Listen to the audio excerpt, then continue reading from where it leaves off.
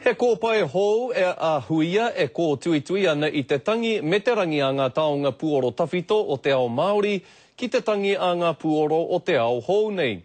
Ko Jerome Kavanagh, te kai whakatangi matua, nā tana hono atu ki tētahi tohunga kaitaki waiata no te whenua o Rānana I Puawai mai ai ngā mahi nei.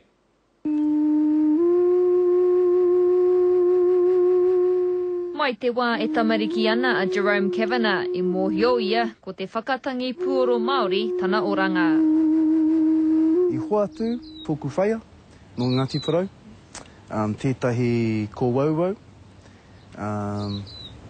koina te timatanga. Engari pake ke ake, kaore tonu ana pukenga I eke ki te taumata I wawata hia nei e ia. Nā whai anō ka huri te titiro ki te ao whānui ki Rānana.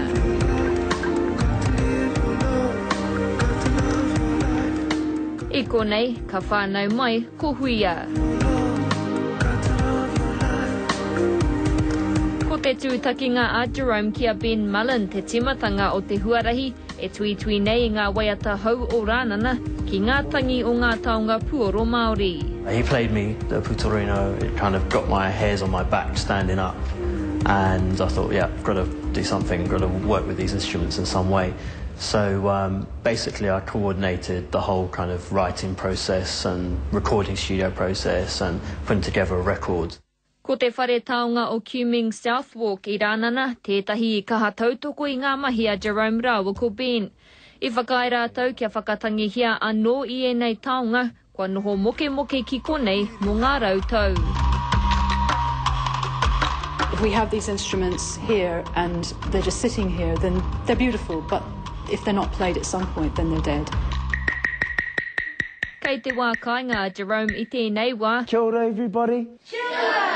E whāngai hiana I ana mā tauranga ki te hunga tamariki. Kia kaha ki te whakamārama, te whakapuki te māramatanga o enei mea Māori, ko te waiata tuatahi o enei whenua. Kaore kore kua rere ngā tangi o ngā taonga Māori ki ngā tōpito o te ao. Engari ko te tumanako anō a huia, kia noho tēnei kōpai hei tauira ki te motu. He wahanga anō tā ngā tangi tawhito nei, I roto I te ao hou.